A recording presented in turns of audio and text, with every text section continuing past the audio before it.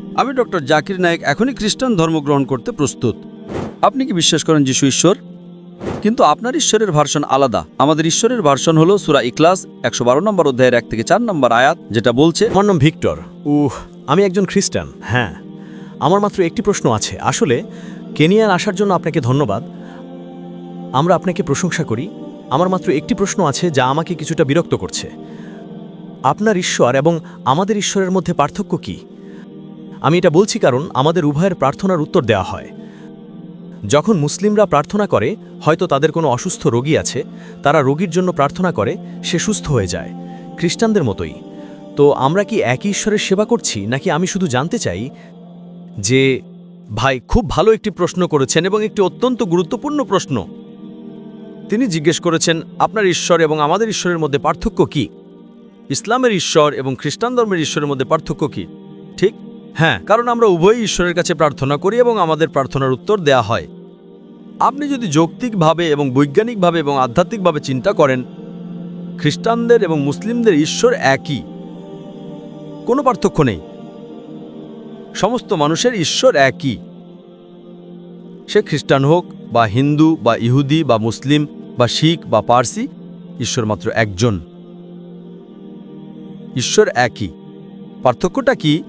মানুষের ঈশ্বর সম্পর্কে বোঝাপড়াটা আলাদা। ঈশ্বর একই। এখন সর্বশক্তিমান ঈশ্বর খুব স্পষ্টভাবে বলেছেন, আদম আলাইসাল্লাম, নূহ আলাইসাল্লাম, ইব্রাহিম আলাইসাল্লাম, মুসা আলাইসাল্লাম, যিশু খ্রিস্ট, নবী মোহাম্মদ সাল্লাহ সাল্লাম, তাদের সবার উপর শান্তি বর্ষিত হোক, তারা সবাই একই ঈশ্বরের ইবাদত করতেন। ঠিক?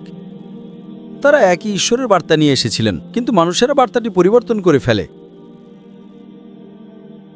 যখন তারা বার্তা পরিবর্তন করে, ঈশ্বর নতুন রাসূল এবং নতুন বার্তা পাঠান।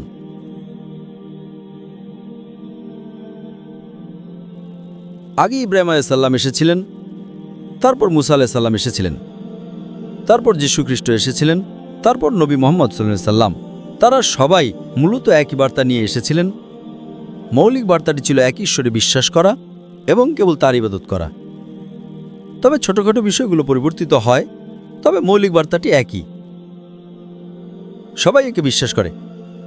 কিন্তু যখন রাসূল এসেছিলেন, নবী মুহাম্মদ সাল্লাল্লাহু আলাইহি ওয়াসাল্লামের আগে আসা সমস্ত রাসূল তারা কেবল একটা নির্দিষ্ট জাতির জন্য এবং একটা নির্দিষ্ট সময়ের জন্য এসেছিলেন। উদাহরণস্বরূপ, মুসা আলাইহিস সালামকে শুধুমাত্র ইহুদিদের জন্য পাঠানো হয়েছিল। যীশুখ্রিস্ট আলাইহিস সালামের ক্ষেত্রেও তাই। কোরআন সূরা আল ইমরান ৩ নম্বর অধ্যায়ের ৪৯ নম্বর আয়াতে বলছে, তাকে বনী ইসরায়েলের জন্য ইহুদিদের জন্য রাসূল হিসেবে পাঠানো হয়েছিল। যীশুখ্রিস্ট আলাইহিস সালাম বলেছিলেন, যা গসপেল অব ম্যাথু অধ্যায় ১০ আয়াত ৫ এবং ৬ উল্লেখ আছে, তোমরা জেন্টাইলদের পথে যেও না, তোমরা জেন্টাইলদের পথে যেও না। অনিহুদিরা কারা?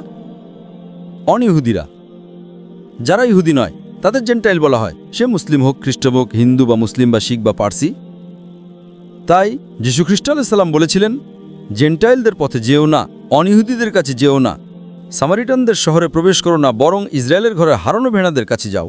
তার মানে যীশু খ্রিস্ট আলাইহিস সালাম তার শিষ্যদের বলেছিলেন শুধুমাত্র ইহুদিদের কাছে যেতে। যিশু গসপেল অব ম্যাথু অধ্যায় ১৫ আয়াত ২৪-এ তার বার্তা পুনরাবৃত্তি করেছেন যে, আমি মাত্র ইসরায়েলের ঘরের হারানো ভেড়াদের ছাড়া আর কারো জন্য প্রেরিত হইনি।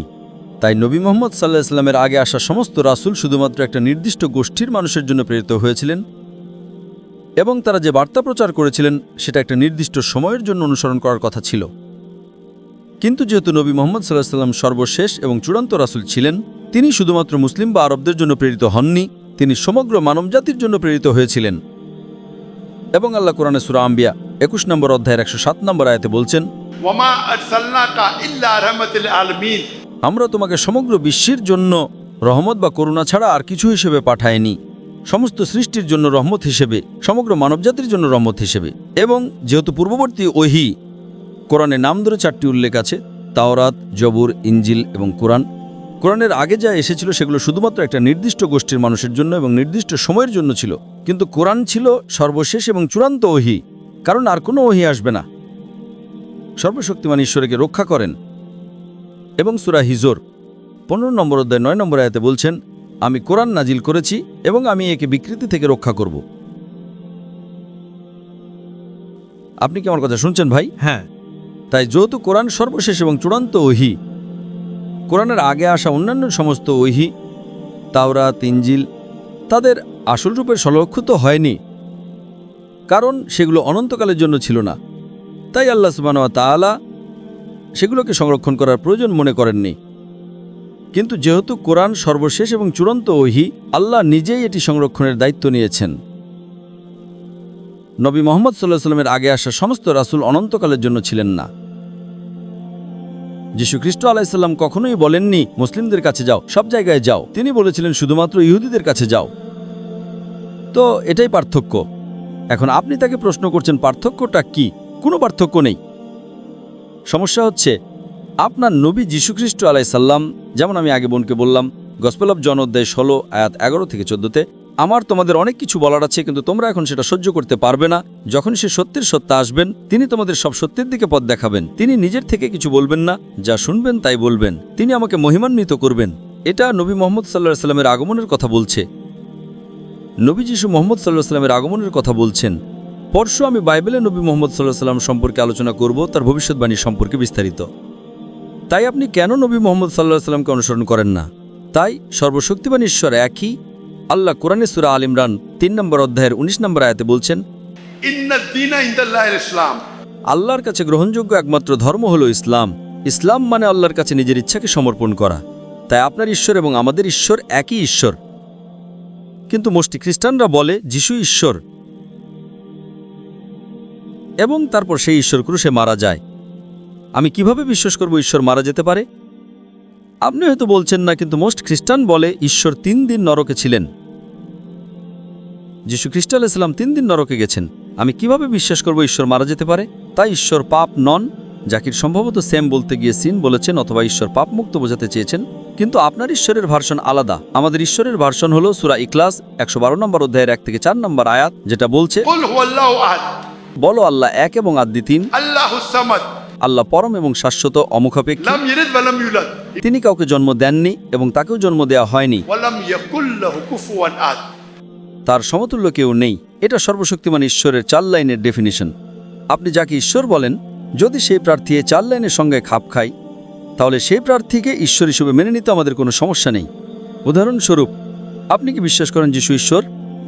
ঠিক আছে, আসুন তাকে সূরা ইখলাসের পরীক্ষায় ফেলি। কুল হুয়াল্লাহু আহাদ। যিশু কি এক এবং অদ্বিতীয়? তিনি একমাত্র ব্যক্তি নন যারা দেবত্বের দাবি করেছেন। আমি যে দেশ থেকে এসেছি, ভারত, সেখানে হাজার হাজার মানুষ দেবত্বের দাবি করেছে। 2 নম্বর আল্লাহুস সামাদ। আল্লাহ। 2 নম্বর আল্লাহ। আল্লাহ পরম এবং শাশ্বত। যীশু খ্রিস্ট হবে কি পরম এবং শাশ্বত ছিলেন? হ্যাঁ, তিনি কি পরম এবং শাশ্বত ছিলেন? আপনারা জানেন রোমানরা বর্ষা দিয়ে খোঁচা দিয়েছিল, ঠিক? তিনি মারা গেছেন। তিনি পরম নন, তাই তিনি ঈশ্বর হতে পারেন না। ওয়া লাম ইয়াকুল লাহু কুফুয়ান আহাদ। তার সমতুল্য কিছু নেই। আমরা জানি যীশু খ্রিস্ট মানুষের মতো, একটি নাক, 2টি চোখ, 2টি হাত। তিনি ঈশ্বর হতে পারেন না। ধরুন কোনো উন্মাদ লোক বলে নবী মুহাম্মদ ঈশ্বর, কোনো মুসলিম তা বলবে না। কিন্তু ধরুন কোনো উন্মাদ লোক বলে নবী মুহাম্মদ ঈশ্বর। আসুন আমরা তাকে পরীক্ষায় ফেলি। ঠিক, তিনি কি এক এবং অদ্বিতীয়? হাজার হাজার মানুষ আছে যারা ঈশ্বর হওয়ার দাবি করেছে। আল্লাহুস সামাদ। নবী মুহাম্মদ সাল্লাল্লাহু আলাইহি ওয়াসাল্লাম কি পরম এবং শাশ্বত ছিলেন? না, তিনি তায়েফে গেছিলেন, তাকে পাথর মারা হয়েছিল, তার রক্তক্ষরণ হয়েছিল, তাকে খাবার খেতে হতো। ঠিক না ভুল? তাই তিনি ঈশ্বর হতে পারেন না। লাম ইয়ালিদ ওয়া লাম ইউলাদ।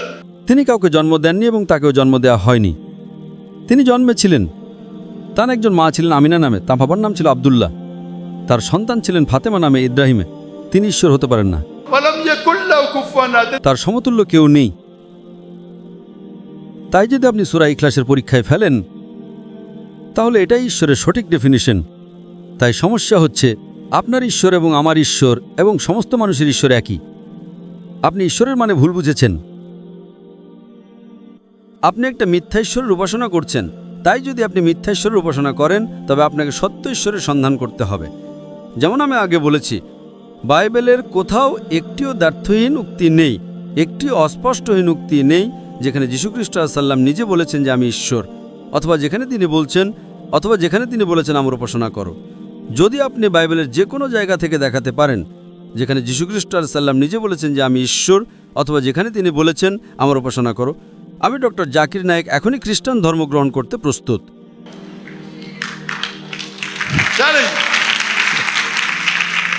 No. না, খুব ভালো ভাই। ভাই বলুন, আমি আশা করি আপনি ঈশ্বরের সত্য ধারণাটি বুঝতে পেরেছেন, এবং আমি সর্বশক্তিমান আল্লাহর কাছে প্রার্থনা করি যে আপনি যেন সত্যি সত্য এক ঈশ্বরের ইবাদত করেন, এবং আপনি খুবই যুক্তিবাদী, এবং আমি সর্বশক্তিমান আল্লাহর কাছে প্রার্থনা করি আপনাকে সত্য ঈশ্বরের সন্ধানে হেদায়েত দান করেন। ধন্যবাদ ভাই, আমি আপনাকে ভালোবাসি, আমি আপনাকে আল্লাহর হস্তে ভালোবাসি।